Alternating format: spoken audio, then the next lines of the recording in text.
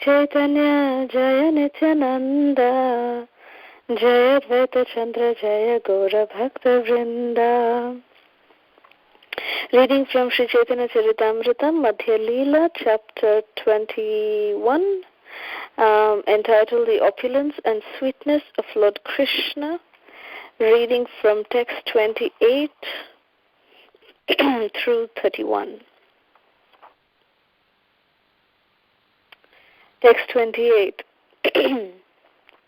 Krishnara Mohima Rahu Kevatara Gyata Vrindavan Sthanera Dekha Ashcharya Vibhuto. Let the glories of Lord Krishna be. Who could be aware of all of them? His abode, Vrindavan, has many wonderful opulences. Just try to see them all. Text 29. Shalakrasha Vrindavana Shastra Prakashe Tara Akadeshe Vaikuntho Jandol Ganabashe.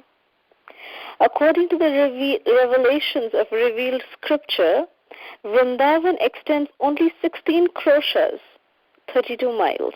Nonetheless, all the Vaikuntha planets and innumerable universes are located in one corner of this tract. Text 30. Aparashcharya Krishnaro nahi goganona shakha chandra nyanyayi kori digdarashana. No one can estimate the opulence of Krishna. That is unlimited. However, just as one sees the moon through the branches of a tree, I wish to give a little indication. Text 31. Aishwara kohite spurito, spurila aishwarya sagor, manindriya duvila prabhu hoila punfar. While describing the transcendental opulences of Krishna, the ocean of opulences manifested in the mind of Sri Chaitanya Mahaprabhu, and his mind and senses were immersed in this ocean. Thus he was perplexed, and his mind and senses were immersed in this ocean. Thus he was perplexed. Om Jnanatimirandhasya Jnananjana Shalakaya Chakshurunmalitam Yena Tasmai Shri Gurave Namaha Namam Vishnupadaya Krishna Pristhaya Bhutale Srimate Radhanath Swaminiti Namine Namam Vishnupadaya Krishna Pristhaya Bhutale Srimate Jayapataka Swaminiti Namine Namacharya Padaya Nitai Kripa Pradayine Gorakatha Dhamadaya Nagra Grahamatarine Namam Vishnupadaya Krishna Pristhaya Bhutale Srimate Bhakti Vedanta Swaminiti Namine Namaste Saraswati Devi Gauravani Pracharine Nirvishishwanvadi Paschatya Deshatarine Jai Shri Krishna Chaitanya Prabhu Nityananda Shri Advaita Gadadhar Shivasadi Gaura Bhakta Vrinda Hare Krishna Krishna Krishna Hare Hare Hare Rama Rama Rama Hare Hare. This particular verses that we read and this chapter in itself, as the chapter is entitled, is very sweet. The opulences, the unlimited opulences and the sweetness of Krishna has been described here. Chaitanya Mahaprabhu, he is very eloquently quoting different verses from Srimad Bhagavatam, giving us a little insight into the different Leelas of Krishna, directly from the 10th canto of Srimad Bhagavatam. So this chapter is full of such Leelas that Mahaprabhu is describing, and after describing each and every pastime, and after describing each and every pastime's glories, after describing the relevance of each and every one of the pastimes, he actually gets immersed, like the last verse that I read, text 31, that while describing the transcendental opulences of Krishna, the ocean of opulence manifested in the mind of Sri Chaitanya Mahaprabhu, and his mind and senses were immediately immersed in this ocean. Thus he became perplexed. So Mahaprabhu himself becomes perplexed by his own pastimes. That is the glory of Krishna's pastime. How glorious Krishna is, that just by thinking about what Krishna himself has done, Krishna himself as Sri Krishna Chaitanya Mahaprabhu, he is becoming perplexed. He is becoming completely immersed.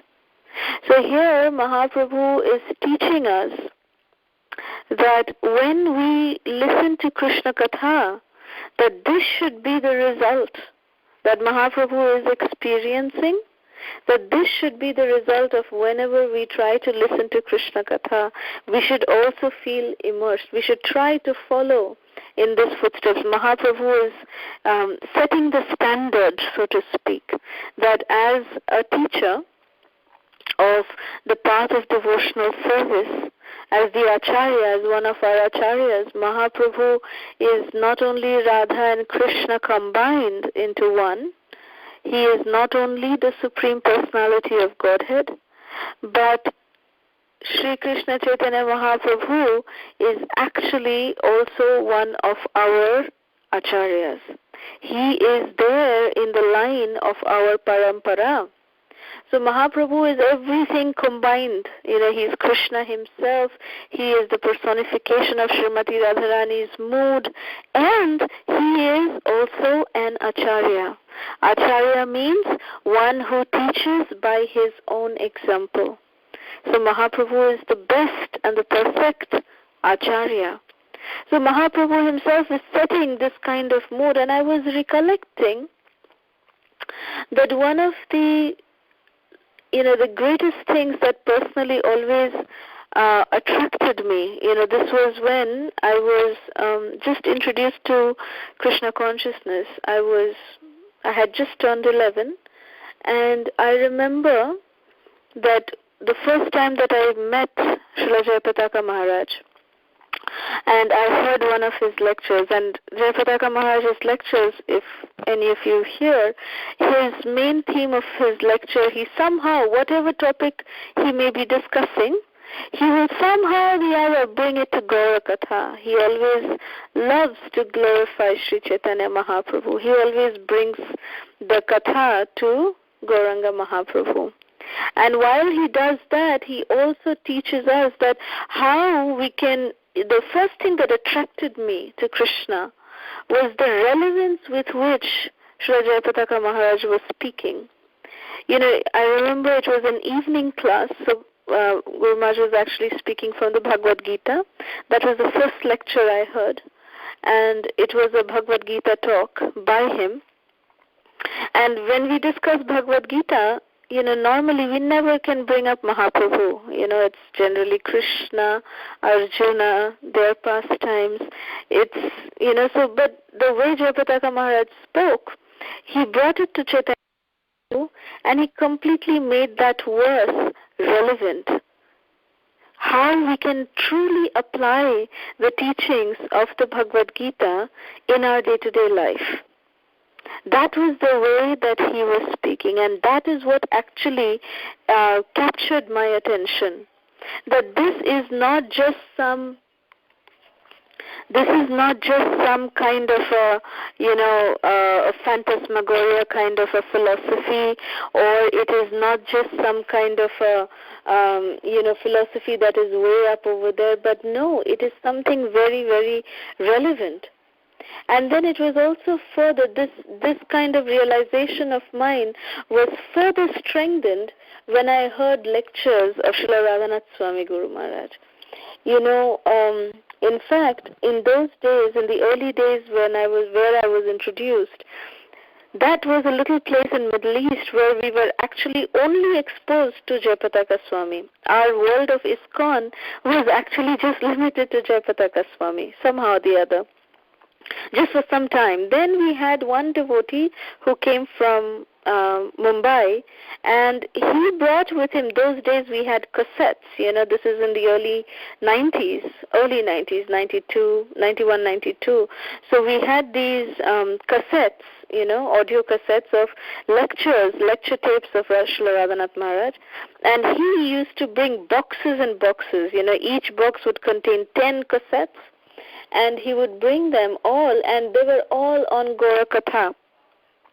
And it was all on, either Gaura Katha or Guru Maharaj used to speak on, how we can develop our faith in Srila Prabhupada, how we can become chaste to the society of ISKCON, because that was the time that, Chopati actually came back to ISKCON.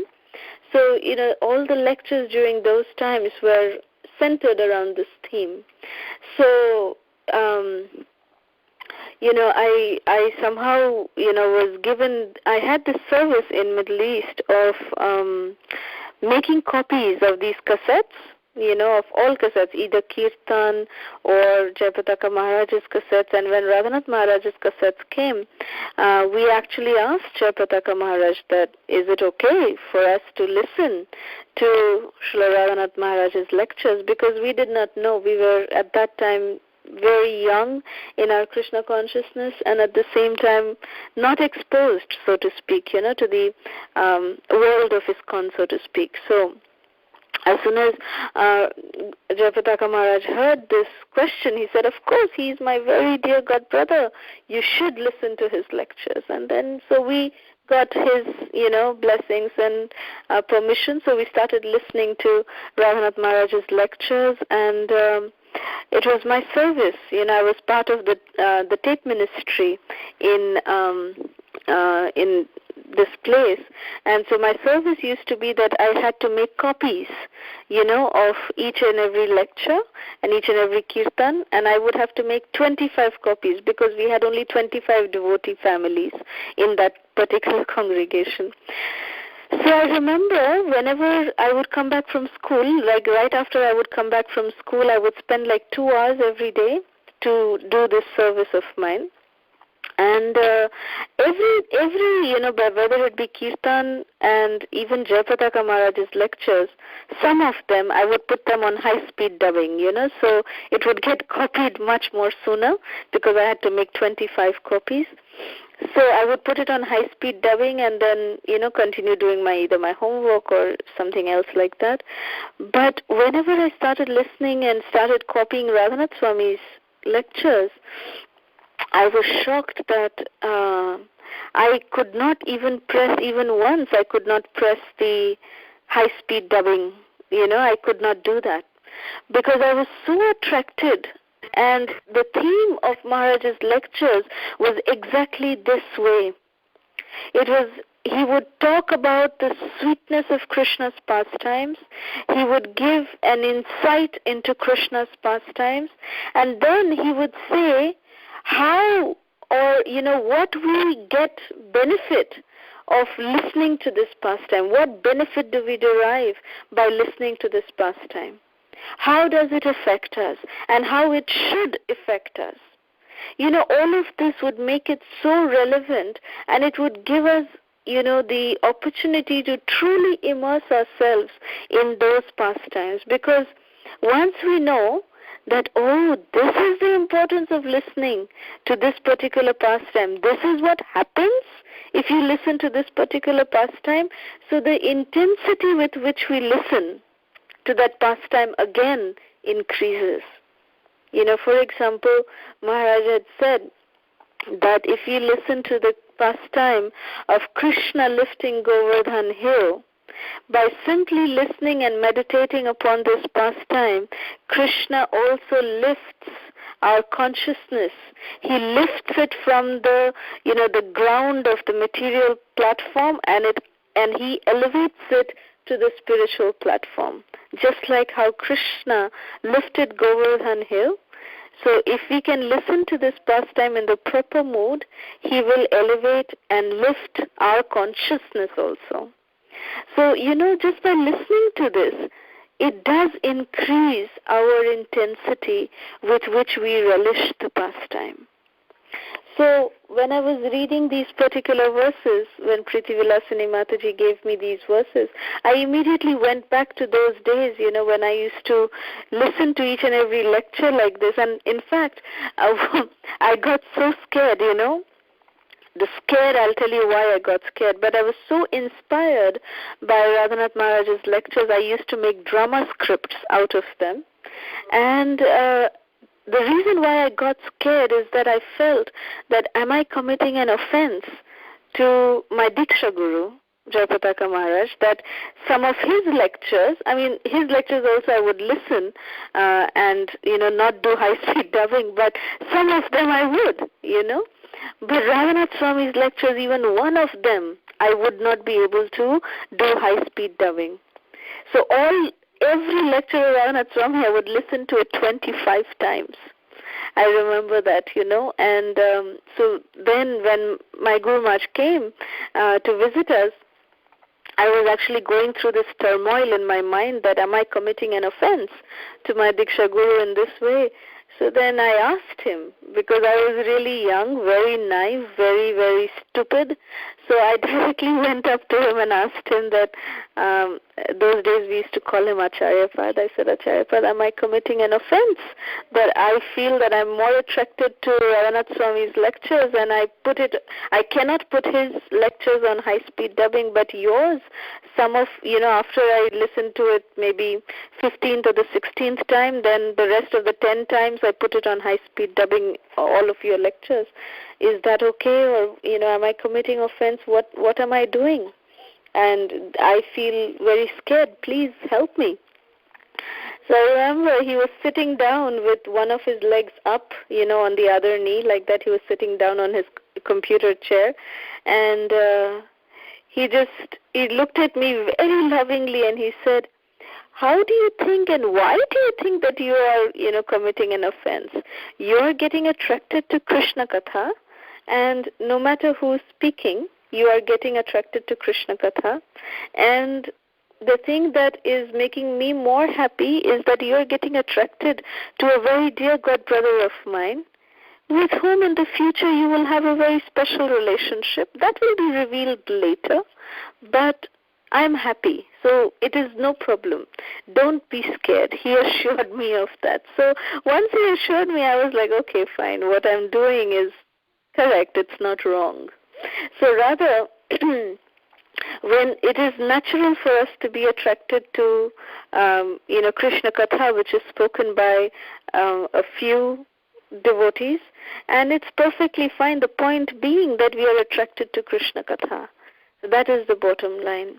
But then I was talking about this particular mood, that how in the end, while describing these transcendental opulences of Krishna, the way Mahaprabhu was able to completely immerse himself. This is the pastime of Lord Brahma, kidnapping the little cowherd boys and the calves. And how when Mahaprabhu was describing and quoting from Srimad Bhagavatam, that how, he saw he had kidnapped, Brahma had kidnapped, and Brahma came back and he saw that they are all present there. And then when he went back to his abode, he saw they are there too. And then he was completely confused, and when he came back, he surrendered. And when he surrendered, then from a distance he realized that Krishna manifested to Lord Brahma, that all the cowherd boys are actually his manifestation. So Lord Brahma glorifies Krishna in that particular chapter in Bhagavatam as the master of all mystics, and that that all the cowherd boys again came back into Krishna. Lord Brahma saw that, and then Lord Brahma says that I am becoming so confused. I was so confused because I saw the way, my dear Krishna, you were interacting with your intimate devotees in Sakhya Ras. With Madhumangala, you were drinking buttermilk straight from his mouth. There was a fountain of buttermilk from Madhumangal's mouth to your mouth. You were drinking things from another person's mouth directly. I mean, for you to be the Supreme Personality of Godhead, Vishnu can never do such a thing. But Krishna, he is the abode of all relationships. He is, the perfectionist in all relationships. So when you are amongst friends, Krishna deals with everyone in the most intimate way that you can deal with a friend. That time even Krishna forgets that he is the Supreme Personality of Godhead. Otherwise, Krishna cannot display such pastimes. So this is sometimes very, very confusing, what to speak about us, but even Lord Brahma. So Lord Brahma, look at his condition. I mean, Krishna appears every day of Brahma, right? Because, one day of Lord Brahma is 1,000 kalpas, and then another is 1,000 kalpas again. So within those 1,000 kalpas, in the 28th cycle of the 7th Manu, Krishna appears. So basically, in the morning hours of Lord Brahma, Krishna appears every day of Lord Brahma's time. And every day Lord Brahma gets bewildered about Krishna's position. Just imagine his condition. So therefore, to atone for the offense that he has committed, Lord Brahma has committed at the lotus feet of Sri Krishna, Lord Brahma has come as Brahma Haridas, Srila Haridas Thakur. So Haridas Thakur is the manifestation of Lord Brahma, incarnation of Lord Brahma, and because of this doubt that he had upon Krishna, he actually to atone for that, he actually takes birth in a Mohammedan family. But because Krishna is so merciful, that although Haridas was born in a Mohammedan family, that Krishna, out of his causeless mercy, he said that there is no problem at all, Haridas. You are atoning that you are from Mohammedan family, you are atoning, no problem at all, but you will still be glorious because you have actually begged for forgiveness for the offense that you have committed. So Krishna made him Nama Acharya. Sri Chaitanya Mahaprabhu adorned Srila Haridas Thakur with this title of Srila Nama Acharya. And we glorify, Nama Acharya Srila Haridas Thakur ki jai every single day during the Premadhvani prayers. So this is how Lord Brahma, he does get confused, because Krishna's opulence and Krishna himself is sometimes very, very bewildering. And if we don't have the right kind of guidance, if we don't have a proper teacher whom we are following, then it is very easy for us to get digressed. It is very easy for us to get deviated. And Lord Brahma, Mahaprabhu is actually quoting the verses that Lord Brahma has spoken. And Lord Brahma is saying that, Lord Krishna's glories are, infinite. They just cannot be understood, at all by any living entity. He in fact also says that, Ananta Shesh, we all know that Ananta means unlimited. Shesha means hood.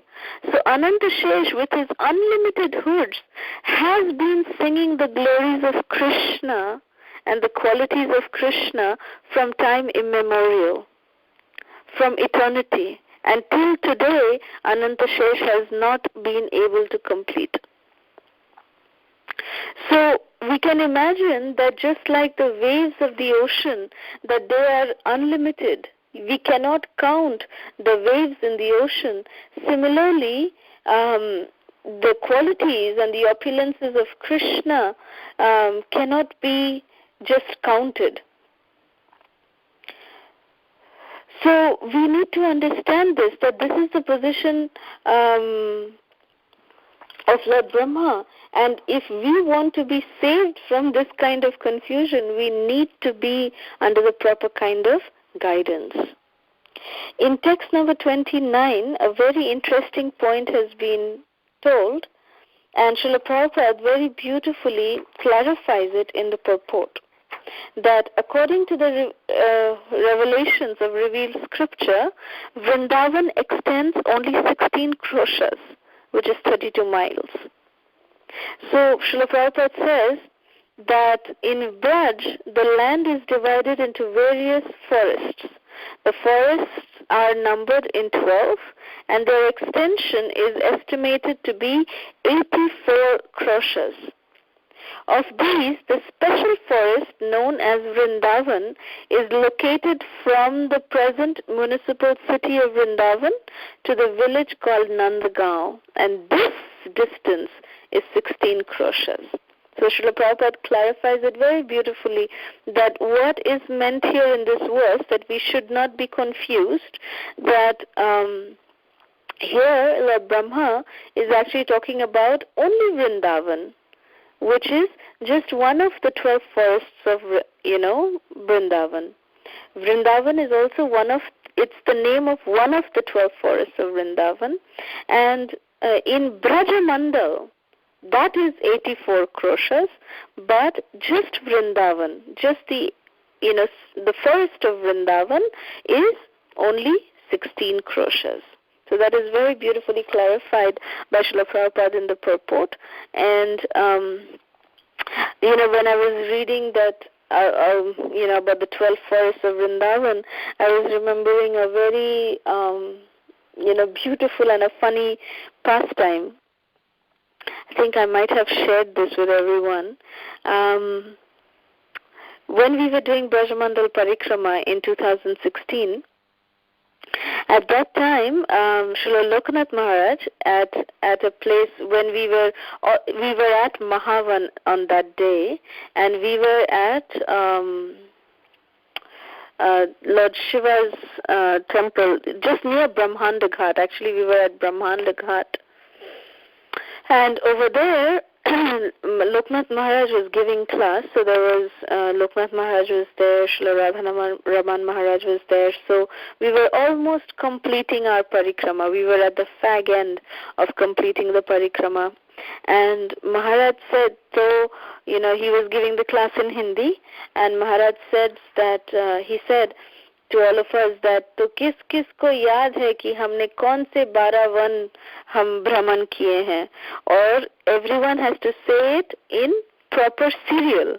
What is the proper serial way that we covered all the 12 forests, because the Brajamandal Parikrama actually follows the same path that Sri Chaitanya Mahaprabhu actually did the Parikrama in when Mahaprabhu did the Parikrama.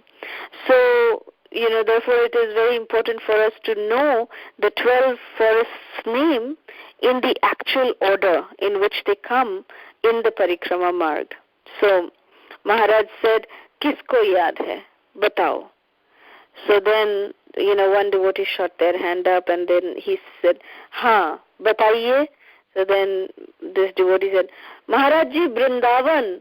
Then Maharaj said, Baith jao, and because that was not the first forest, so Maharaj said, Baith jao. He didn't even allow this person to go even any further. And then, so again, everyone was starting with Vrindavan, and Maharaj would say, Baith jao. Then Maharaj said that, what was the first forest that we covered? Then one devotee got up and said, Maharaj ji, हमने पहला one जो हम गए थे वो है मधुवन. And then Maharaj said, Bhaiya, what is the second one? And then he said, Talvan. And then third one, he said, Vrindavan. He said, Baith jao. So it was so funny that for almost 10-15 of them, Maharaj was constantly saying Baith jao, because he wanted the exact order with which we did the parikrama. So finally, this is the order with which we did the parikrama, which was told by one devotee.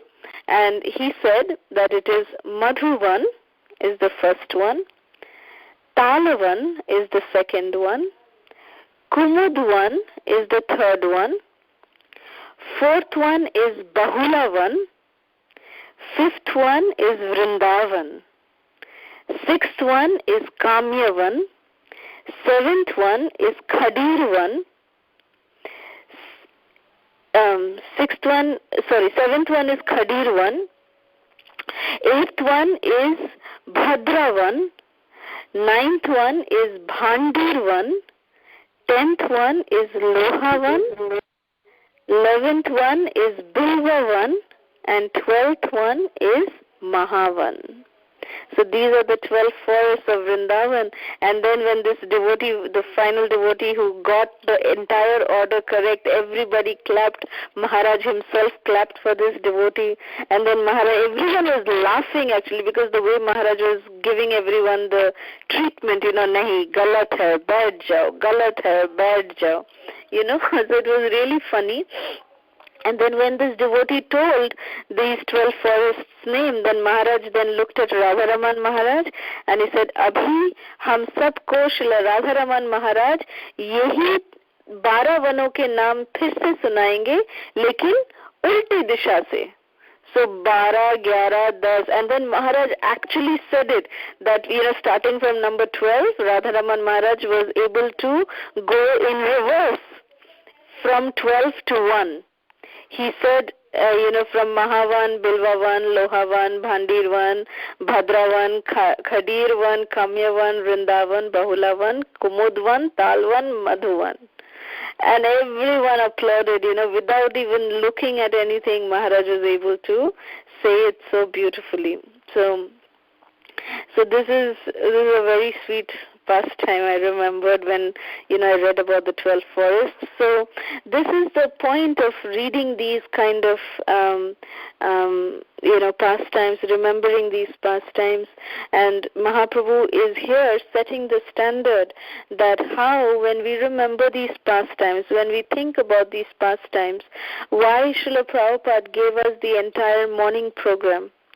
The morning program, we start with Mangalarti, then we do our japa, then we do Guru Puja, we do Darshanarti, then we listen to Krishna Katha, Bhagavatam class, so that we are able to sustain the entire day by remembering Krishna.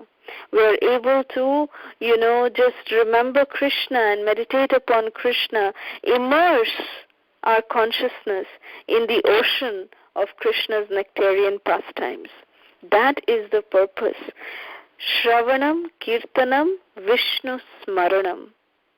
So Shravanam, Kirtanam, and then is followed by, if our Shravanam is correct, our Kirtanam is perfect, then our remembrance, our Smaranam will automatically be perfect.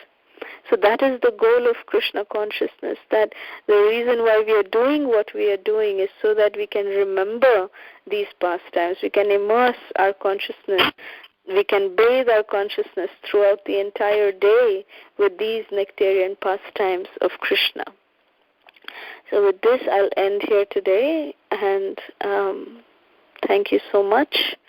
Hare Krishna, Srila Prabhupada Ki Jai. If there's any questions, comments, or reflections, we can take that now. Every Lila, he gets every day of Brahma he gets bewildered. So does that mean? So then Haridas Thakur, Brahma has Haridas Thakur. Does he come then? Then he does come because because Chaitanya Mahaprabhu's Lila happens once every day of Brahma, right? Correct. So that's in our universe. So, but as Krishna's pastimes are going on continuously in all other universes, one after the other. So how does that? I guess the timeline work. So is he just hopping from universe to universe? Haridas Thakur along with Chaitanya Mahaprabhu, along with Lord Krishna as the pastimes are unfolding? Absolutely, yes. Because, this is how, what I have heard also, that when, like Krishna is speaking the Bhagavad Gita to Arjuna on some planet or the other, even right now.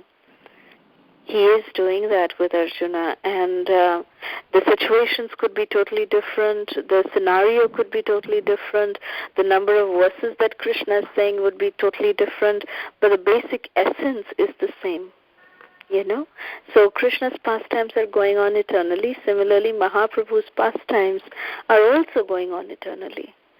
So yes, these are Nitya Leelas, these are eternal pastimes that keep going on. Mahaprabhu is actually present, just like how Krishna has his different Bhauma Leelas going on. in different universes at different times.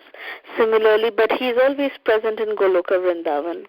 And similarly, Mahaprabhu is also present in Goloka Vrindavan at the highest corner of Goloka Vrindavan, which is called the Shweta Dvipa.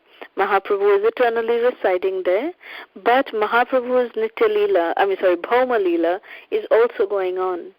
So Haridas Thakur is that way present with Mahaprabhu all the time. So then that means, so thinking about that, so a pure devotee, hold on a second. So a pure devotee, a pure devotee could actually be present. Two thoughts are running in my mind at the same time. Let me try to separate them. So one thing is that a pure devotee is happy to be wherever Krishna is. So he doesn't necessarily have to be in the quote-unquote spiritual world. So that means that a pure devotee can be can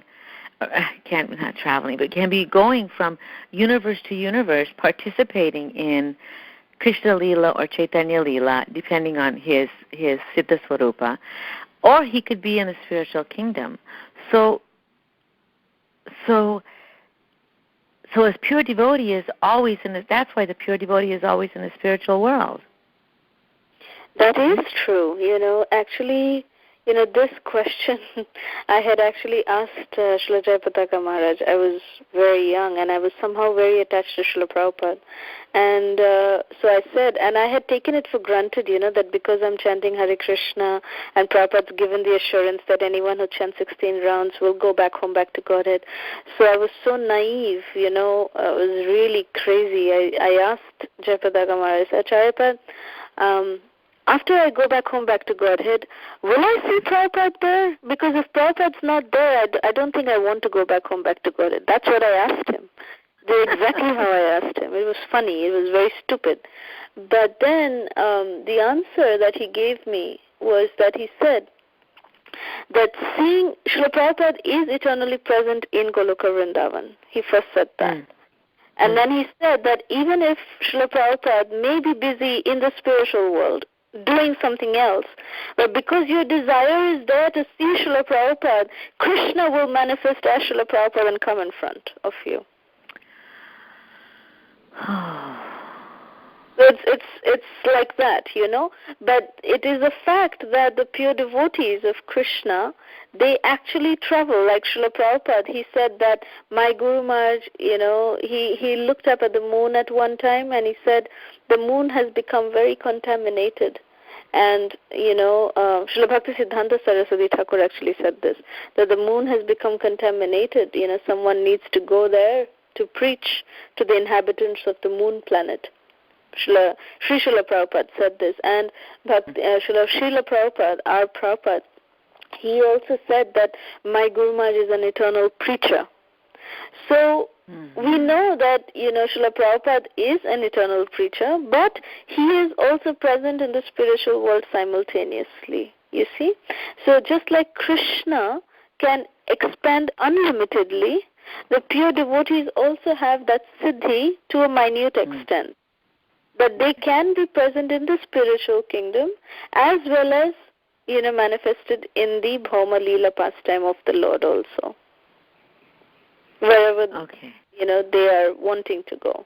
But Narad Muni is a character, is a personality who is one and only, that he can be the one who is going to any place, any time, and he doesn't need to have manifestations. He is sometimes in the material world, sometimes he's on a different planet. He is a transcendental spaceman. So he is one unique personality. Okay. And thank you. And that also then explains when Guru Maharaj, and I know Srila Prabhupada said that he's not going to leave until every one of his disciples returns home. So Correct. He's there, and so thank you so much, Mataji. It's I guess I want to say amazing in one sense, but it's also so makes me so happy. I thought, happy is such a small word to express what I'm feeling in my heart, but it's just happy 100 million times over. So thank you, Mataji. Hare Krishna. Well, I feel so happy now that I can imagine your happy, smiling face. Thank you. Thank you. But of course, Narad Muni, again, I just wanted to say this also, that Narad Muni as himself, he is, one and only that he is going around, but even he expands himself as, in Gaur Lila as Srivas Thakur, so that he can be with Mahaprabhu constantly and not miss out, Yeah. So that's also there. So much depth in Krishna consciousness. You just keep digging and digging. You come up more and more jewels. Very true. Very true. Very true. Yeah.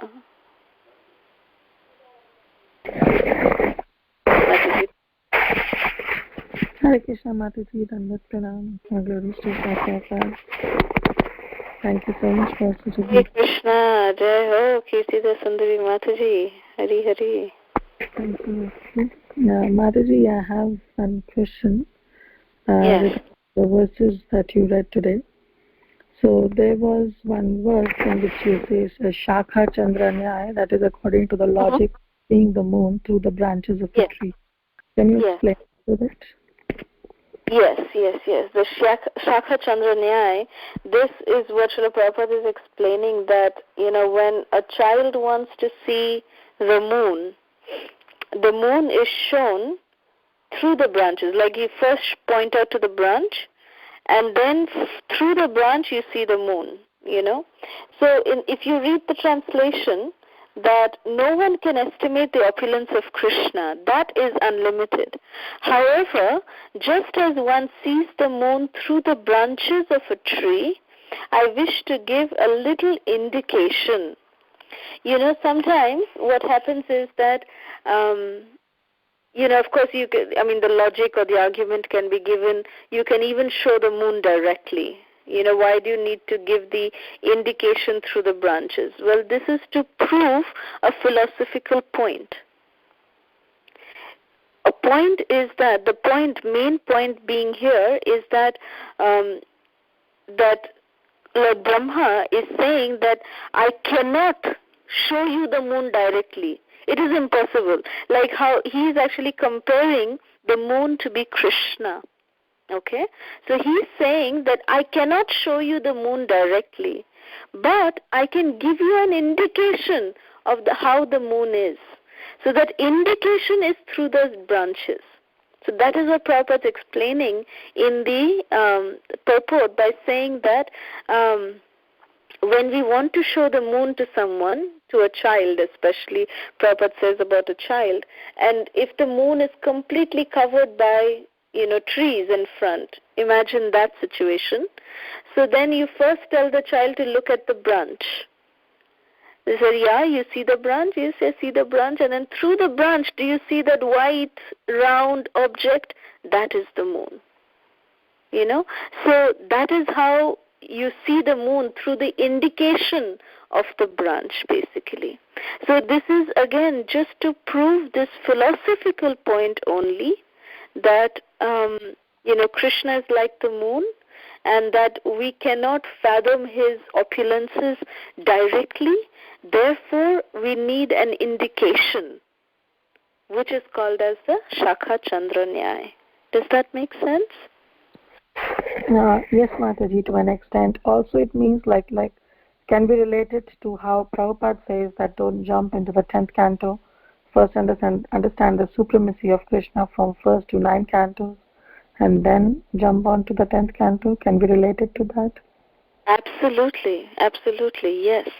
How Srila Prabhupada gives us, even before the Bhagavatam, there are a lot of prerequisites, even before Srimad Bhagavatam, because our mind is definitely not even ready for all of that. So yes, it definitely indicates towards that also. Thank you, Mataji. Thank you so much. Thank you for your beautiful class. Hare Krishna. Thank you. Any more? Yes, Mataji. Hare Krishna. Thank you so much for class. Oh, I was you answered the question that I was intending to ask without realizing it. That name for that type of nyaya where you indicate one thing by another, can you repeat that kind of nyaya is what? It's actually mentioned in the purport, and it is said even in the verse itself. It's called Shakha Chandra Nyaya. Nyaya means indication or the logic. Nyaya basically means logic, and Shakha means through the branches. Chandra is the moon. So the logic behind the branches and the moon, that is called as the Shakha Chandra Nyaya. Very nice. So Shakha is indication. No, Shakha is branch. Shakha is branch. Shakha is branch, yes. Okay. Can you also tell me the verse number? It's number 30. 30? Yeah, chapter 21, text 30. 21:30. There's a 4-line purport given by Prabhupada. Okay. Yeah. Also, I wasn't clear about how exactly Narada Muni is unique in his manifestations, because, pure devotees, they're able to appear, I think, in various places simultaneously, right? Like there's Gaur Chandra and Gaur Lila, Krishna Lila, right? So those devotees, they can appear in both Leelas simultaneously. And so how is Narada Muni different? Well, what I meant that Narada Muni is different is that he is the only one, who travels around time and space without any restrictions. He travels he has a transcendental body, that he can travel anywhere in the universe, anywhere in the creation he can travel, and there is no limitation. He's a very, very unique personality. Very unique personality. You see, Narada Muni's glory is that he has a disciple in every species of life. Starting from an embryo even to a snake, he has a disciple. So Narada Muni is that special personality who is, just traversing the universe, traversing the creation in his own body. He is the transcendental spaceman. So he even travels into the spiritual world. He does not need, special body to enter into the spiritual world. He can just enter anytime he wants. He is given free access. He has citizenship for every different planet. Every spiritual planet he has access to. Every kind of mundane planet he has access to. Even the lower planetary systems Narada Muni has access to. So he goes and visits every place in his own body. So that's why, that was the main purpose of my saying that he is very unique, And of course, for him to have constant association of Gauranga Mahaprabhu, he actually manifests himself, we all know, as Srivas Thakur. So he is constantly present along with Chaitanya Mahaprabhu, but at the same time, that is the only expansion that Narada Muni actually does. There's no other expansion that he does. And otherwise he is traveling as himself. He doesn't really expand, or he is not present simultaneously in different places. He just keeps traversing in different parts of the creation. Does that make sense? So, well, I'm still a little fuzzy, because when you say that he can travel without restriction between, in an interplanetary way, I'm wondering, I hesitate to say, when you say in his self-same body, he's a pure devotee, so his self-same body would not be a material body, right? Because he's a pure devotee. Absolutely. He has a transcendental body. So as a pure devotee, he has a spiritual body, and so he can travel, I would say, and therefore he could travel wherever he wants without restriction. So I would have said the same thing about any one of Krishna's associates, that because they have spiritual body, they too would be able to travel without restriction. They would, but probably they don't, because we don't know of any other devotees of pure devotees of Krishna who travel in the way that Narad Muni does. You see, if you in Narada Bhakti Sutra, there Srila Prabhupada glorifies Narad Muni as a very unique personality. Very unique personality. He is talking about the teachings of Narad Muni, and that how we in our parampara, how much importance Narad Muni has in our lives, as being descendants, for us, being descendants of the Brahma, Madhva, Gaudiya, Vaishnava Sampradaya, that what is the role of Narad Muni? Srila Prabhupada, when he was in his final days, he actually called, in 3 different occasions, Srila Prabhupada did this. He actually called a few of his disciples, and he said that you are my spiritual sons, you are my you're my descendants. So you have to carry on the legacy of this parampara, and with this legacy, there is also a curse that you have to inherit. So all the devotees were kind of shocked that what is this curse that we are inheriting? So then Srila Prabhupada explained to them that Narad Muni is our Acharya. He actually is very special, and that he has been given a curse by Prajapati Daksha, because Prajapati Daksha's sons were, taken away by Narad Muni. They were made into devotees by Narad Muni. And because these, Prajapati Daksha was creating hundreds of sons, and he would come, Narad Muni would come and make them preach to them, and they would all become sannyasis. Nobody would become a householder. So this happened at least 2 or 3 times, and then Prajapati Daksha got really frustrated, and he said, Narada, what are you up to? I'm going on, creating progeny, and you're just making them sannyasis. I want them to continue on the progeny. Why are you making them sannyasis? And Narad Muni said, well, that's my job. You do your job, I do mine. So then Prajapati Daksha got really mad, and he said, okay, I'm cursing you, Narada, that you can't sit idle for in one place for too long. You can't stay in one place for too long. That's the curse I give you. So Narad Muni started jumping even more. He said, well, to convince people I don't need more than 2-3 minutes. That's great. Because of your curse, I can travel more, and I can get people more into Krishna consciousness. So Narad Muni was jumping in ecstasy. So he said, Prabhupada said, that just like there is a blessing in our parampara, there is this curse also that is passing down. So that's what Srila Prabhupada said, that I have been traveling because of Narad Muni's curse. I've been traveling. I'm 70-year-old, but still I've traveled the globe 14 times. I've circled the globe 14 times. So now you all have to also take on this curse.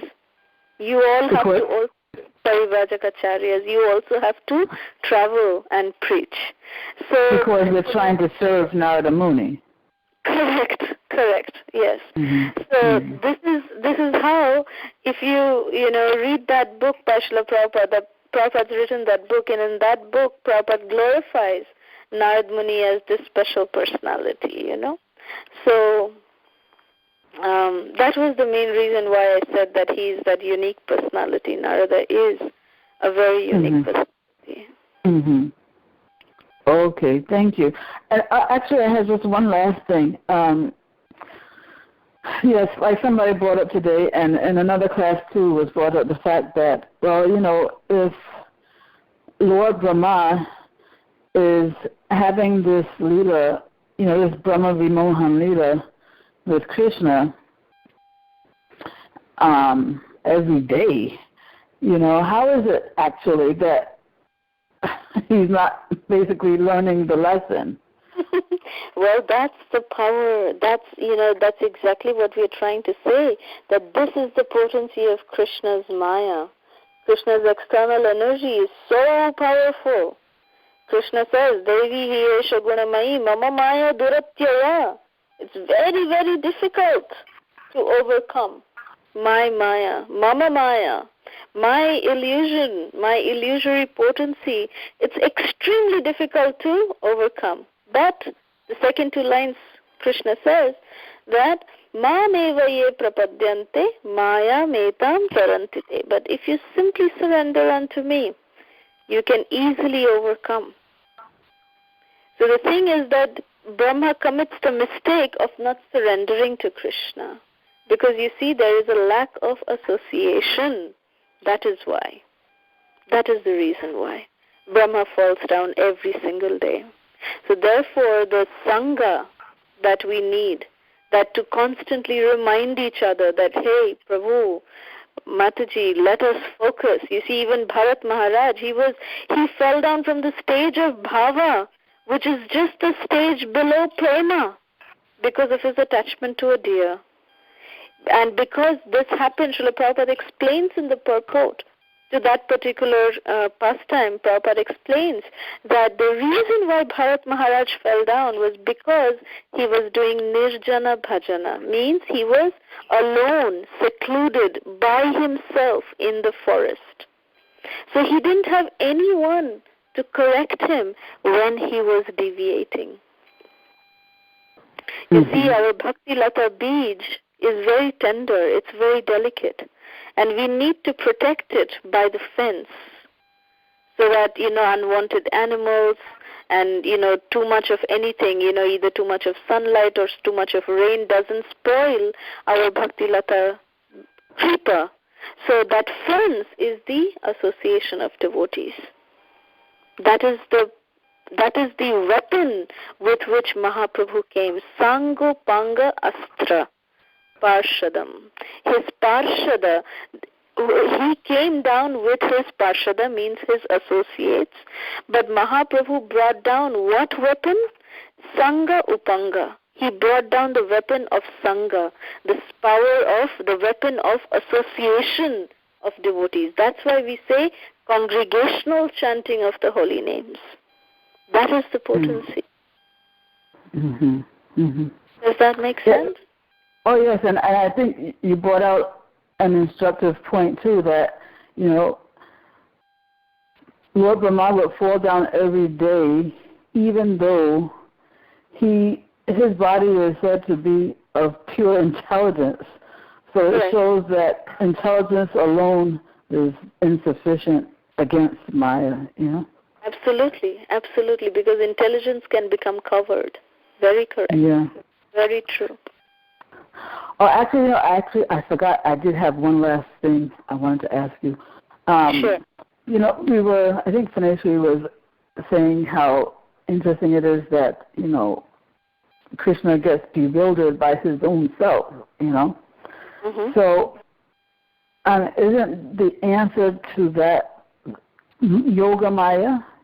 I mean, isn't that the only reason why he does get bewildered by his own self? Absolutely. Absolutely. Yeah. He gets, because in any situation, in every situation, we are under one or the other kind of Maya. We can choose whether we want to be under Yoga Maya or under Mahamaya. So the reason why Krishna becomes confused himself is because he chooses to put himself under the influence of, Yoga Maya at that particular point. But again, Srila Prabhupada says that Krishna can never be covered by Yoga Maya. That's also correct. Krishna actually becomes covered by the love of his devotees. That's when he forgets his supremacy.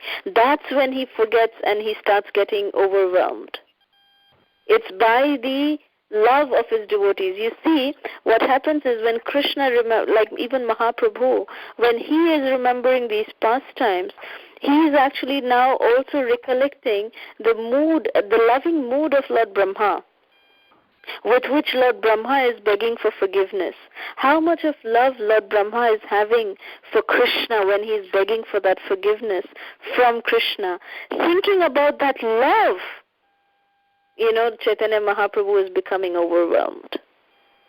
So you see, the fact being that, Yogamaya can never have the potency to cover Krishna up, but Krishna does become covered up by the love of his devotees. Does that make sense? Well, I don't know.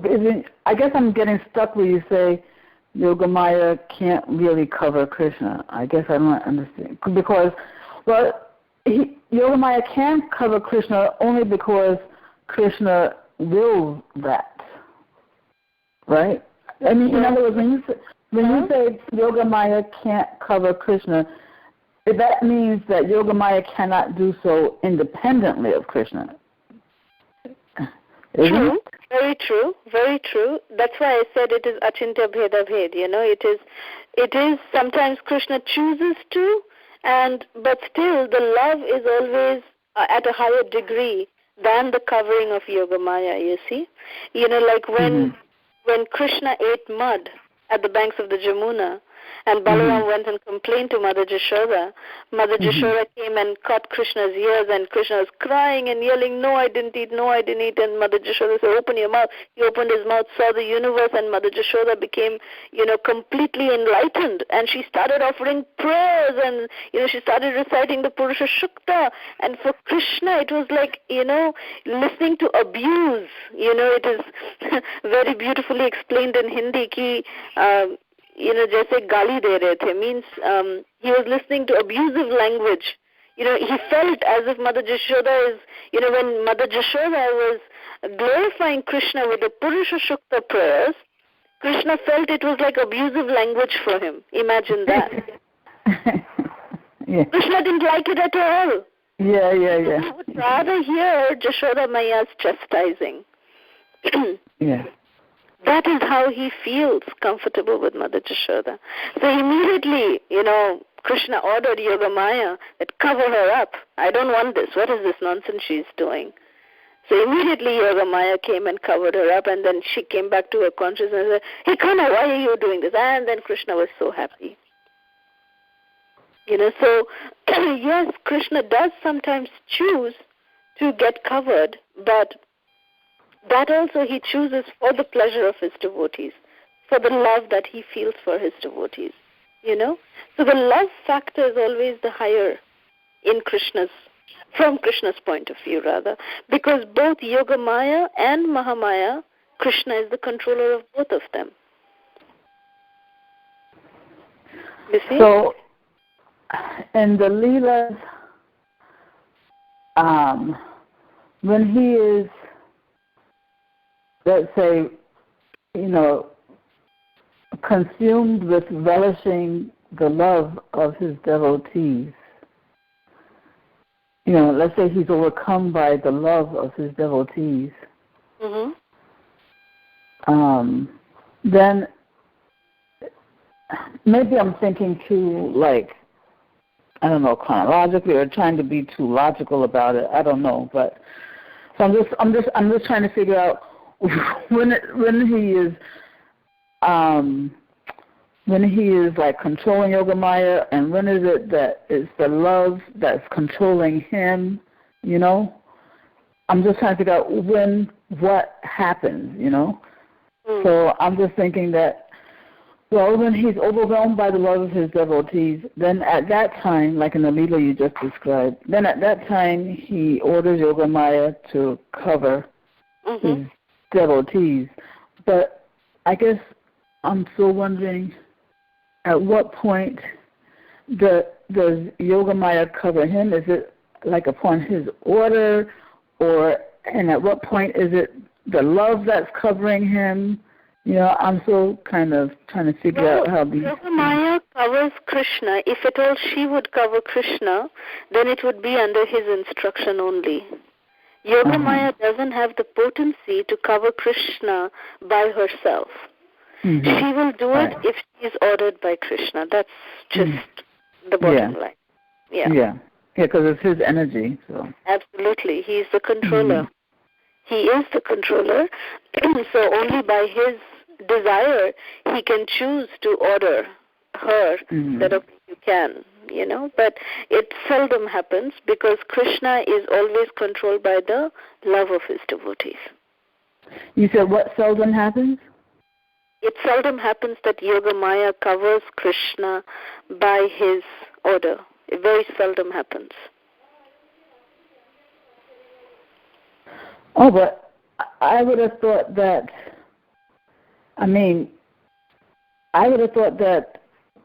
all of Vrindavan Lila happens because Krishna has ordered Yogamaya to cover him. Otherwise, how could Vrindavan Lila be possible?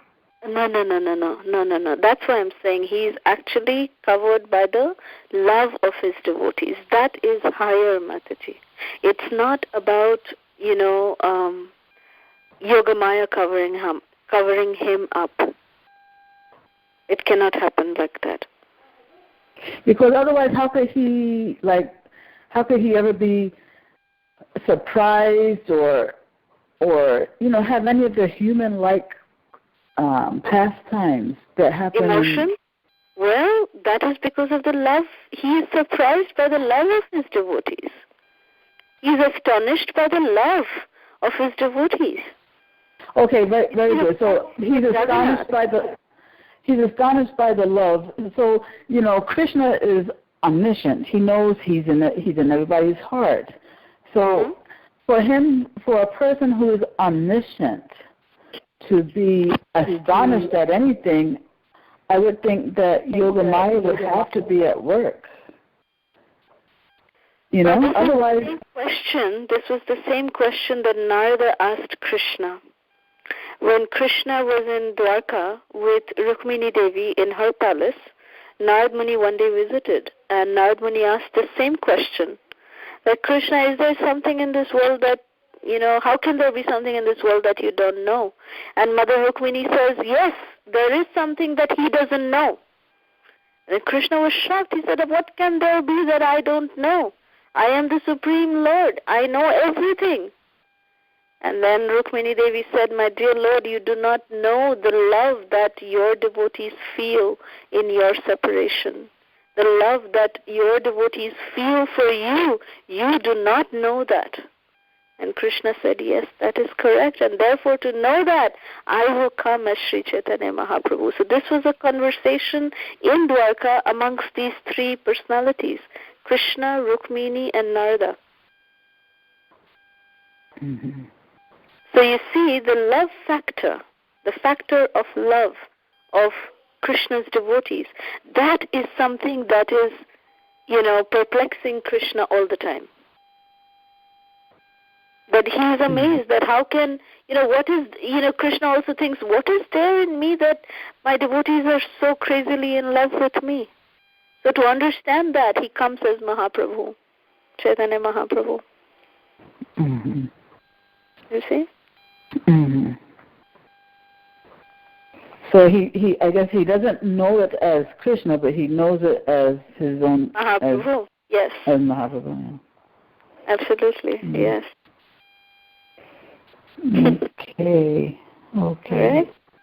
Thank you so very much, Mother. Thank you, Madhuri.